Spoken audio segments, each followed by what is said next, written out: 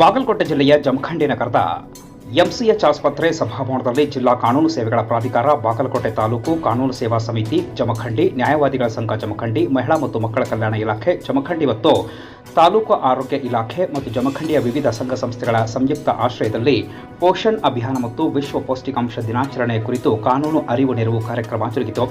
ಈ ಕಾರ್ಯಕ್ರಮದ ಉದ್ಘಾಟನೆಯನ್ನು ತಾಲೂಕು ಕಾನೂನು ಸೇವಾ ಸಮಿತಿ ಅಧ್ಯಕ್ಷ ಹಾಗೂ ಪ್ರಧಾನ ಹಿರಿಯ ದಿವಾರಿ ನ್ಯಾಯಾಧೀಶರಾದ ಕವಿತಾ ಎಸ್ ಉಂಡೋಡಿ, ತಾಲೂಕಾ ಕಾನೂನು ಸೇವಾ ಸಮಿತಿ ಸದಸ್ಯ ಕಾರ್ಯದರ್ಶಿ ಹಾಗೂ ಪ್ರಧಾನ ಸಿವಿಲ್ ನ್ಯಾಯಾಧೀಶರಾದ ಅರ್ಷದ್ ಎ ಅನ್ಸಾರಿ, ಉಪವಿಭಾಗಾಧಿಕಾರಿ ಶ್ವೇತಾ ಬೀಡಿಕರ್, ಶಿಶು ಅಭಿವೃದ್ಧಿ ಯೋಜನಾಧಿಕಾರಿಗಳು, ಮಹಿಳಾ ಮತ್ತು ಮಕ್ಕಳ ಕಲ್ಯಾಣ ಇಲಾಖೆ ಅಧಿಕಾರಿ ಎಸ್ಸಿ ಮ್ಯಾಗೇರ್ ಸೇರಿದಂತೆ ಗಣ್ಯರು ಕಾರ್ಯಕ್ರಮವನ್ನು ಜ್ಯೋತಿ ಬೆಳಗಿಸುವುದರ ಮೂಲಕ ಕಾರ್ಯಕ್ರಮಕ್ಕೆ ಚಾಲನೆ ನೀಡಿದರು. ಈ ಸಂದರ್ಭದಲ್ಲಿ ವೇದಿಕೆ ಮೇಲಿನ ಗಣ್ಯರು ಗರ್ಭಿಣಿ ಮಹಿಳೆಯರಿಗೆ ಉಡಿ ತುಂಬುವುದು ಹಾಗೂ ಮಕ್ಕಳಿಗೆ ಪೌಷ್ಟಿಕ ಆಹಾರ, ಹೆಣ್ಣು ಮಗುವಿಗೆ ಅಕ್ಷರ ಕಲಿಕೆ ಸೇರಿದಂತೆ ವಿವಿಧ ಕಾರ್ಯಕ್ರಮಗಳನ್ನು ನೆರವೇರಿಸಿದರು.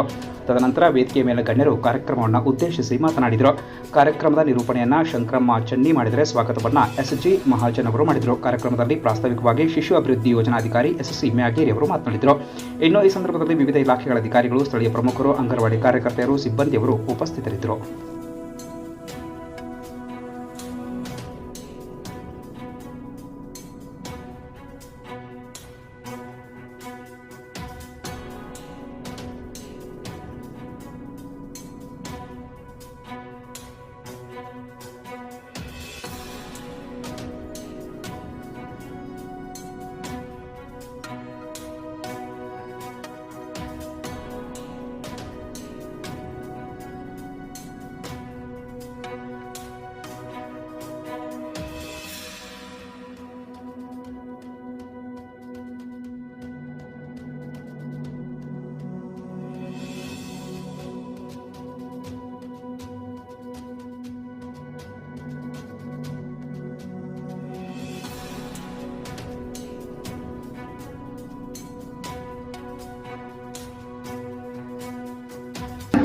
ಹದಿನೈದು ವರ್ಷ ಗರ್ಭಿಣಿಯರಿದ್ದಾರಂದ್ರೆ ದಿನ ಒಬ್ಬೊಬ್ಬರಿಗೆ ದಿನಕ್ಕೆ 3-4 ಜನ ಅವ್ರನ್ನ ಶ್ರೀಮಂತ ಕಾರ್ಯಕ್ಕೆ ಕರೀತಿದ್ರು.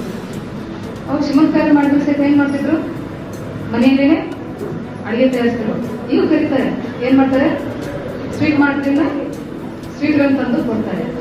ಆ ಶ್ರೀಮಂತ ಕಾರ್ಯ ಮಾಡೋ ಉದ್ದೇಶ ಏನಿತ್ತು ಅಂದ್ರೆ ಗರ್ಭಿಣಿಯರಿಗೆ ಏನು ಪೌಷ್ಟಿಕಾಹಾರ ಸಿಗಲಿ ಅಂತ ಹೇಳ್ಬಿಟ್ಟು ದಿನಕ್ಕೆ ಅಕ್ಕಪಕ್ಕದವರೆಲ್ಲ ಕರೀತಿದ್ರು. ಅದು ಇತ್ತಿತ್ತಲಾಗಿ ಕಡಿಮೆ ಆಗ್ತಾ ಏನಾಗ್ತಾ ಇದೆ, ಸ್ವೀಟ್ ಮಾಡ್ತಿಂದ ತಂದು ಕೊಡೋ ಪದ್ಧತಿ ಬಂದಿದೆ. ಆದಷ್ಟು ಅದನ್ನ ಇಲ್ಲಿ ಯಾರೆಲ್ಲ ನೆರೆದಿದ್ದೀವಿ, ಇನ್ನು ಮುಂದೆ ಅದನ್ನ ಬಿಟ್ಟು ಇನ್ನು ಮನೆಯಲ್ಲೇ ಯಾವುದೋ ಒಂದು ಅನುಕೂಲ ಆಗುತ್ತೋ ಪೌಷ್ಟಿಕಾಹಾರವನ್ನ ಕೊಟ್ಟು ಗರ್ಭಿಣಿಯರಿಗೆ ಶ್ರೀಮಂತ ಮಾಡಬೇಕು ಅನ್ನೋದು ನನ್ನ ಆಶೆ. ಕರ್ನಾಟಕ ಸರ್ಕಾರ ಮತ್ತು ನಮ್ಮ ಭಾರತ ದೇಶದಲ್ಲಿ ಮಹಿಳೆಯರಿಗಾಗಿ ಮತ್ತು ಮಕ್ಕಳಿಗಾಗಿ ಬಹಳಷ್ಟು ಯೋಜನೆಗಳನ್ನು ನಾವು ತಗೊಂಡು ಬರ್ತಾ ಇದ್ದೇವೆ.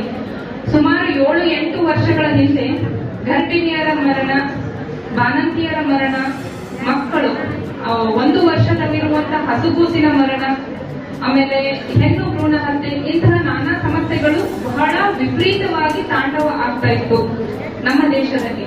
ಈಗ ಸರ್ಕಾರ ಬಹಳಷ್ಟು ಯೋಜನೆಗಳನ್ನ ತಗೊಂಡು ಬಂದು ಇದು 7ನೇ ಮಾಹೆಯನ್ನ ನಾವು ಪ್ರಾರಂಭ ಮಾಡಿದೀವಿ.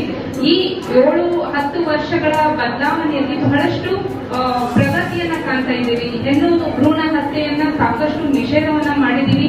ಆದಾಗ್ಯೂ ಸಹ ಎಲ್ಲೋ ಒಂದ್ ಕಡೆ ನಮ್ಮ ಜಮಖಂಡಿ ವಿಭಾಗದಲ್ಲಿ 1-2 ಸ್ಥಳಗಳಲ್ಲಿ ಅದು ಇನ್ನೂ ಅವ್ಯಾಹತವಾಗಿ ಇದೆ ಅಂತ ಕಂಡು ಬಂದಿದ್ರಿಂದ ತಮ್ಗೆಲ್ಲ ಗೊತ್ತಿದೆ ಯಾವ ರೀತಿ ನಾವು ಆಕ್ಷನ್ ಅನ್ನ ತಗೊಂತಾ ಇದ್ದೀವಿ ಅಂತ ಹೇಳಿ. ಸೊ ಅದೇ ತರಹ ಬೇರೆ ಬೇರೆ ಕ್ಷೇತ್ರಗಳಲ್ಲಿ ಈಗ ಸಿಡಿಪಿಒ ಅವರು ಹೇಳಿದ್ರು, ಹೆಣ್ಣು ಮಕ್ಕಳ ಶಿಕ್ಷಣ, ಸಾಕ್ಷರತೆ ಎಲ್ಲ ದೃಷ್ಟಿಯಿಂದನೂ ಯೋಜನೆಗಳು ಕ್ರಮಬದ್ಧವಾಗಿ ನಡೀತಾ ಇವೆ.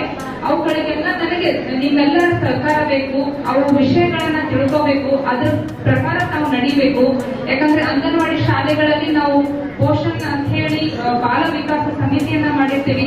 ಆ ವಿಕಾಸ ಸಮಿತಿ ಒಳಗೆ ನೀವು ಅಬ್ಸರ್ವ್ ಮಾಡಬೇಕು, ಅಂಗನವಾಡಿ ಶಾಲೆಯಲ್ಲಿ ನಮಗೆ ಬಾಣಂತಿಯರಿಗೆ ಮತ್ತು ಮಕ್ಕಳಿಗೆ ನೀಡುವಂತ ಆಹಾರದ ಯೋಗ್ಯ ಗುಣಮಟ್ಟ ಇವುಗಳನ್ನ ಪರಿಶೀಲನೆ ಮಾಡ್ಬೇಕಂತ ಹೇಳಿ ಅಲ್ಲೇ ಲೋಕಲ್ ಆಗಿರುವಂತಹ ಬಾಲ ವಿಕಾಸ ಸಮಿತಿಯನ್ನ ಮಾಡಿರ್ತೀವಿ. ಸೊ ನೀವು ಬಾಣಂತಿಯರು ಅಥವಾ ಅಲ್ಲಿ ಆ ನಗರ ಅಥವಾ ಆ ಓಣಿಯ ಮಹಿಳೆಯರು ಆ ಅಂಗನವಾಡಿ ಬಗ್ಗೆ ನೀವು ರಿವ್ಯೂ ಮಾಡ್ಕೊಂಡು ಹೋಗ್ಬೇಕು ಅಂತ ಹೇಳಿ. ಸೊ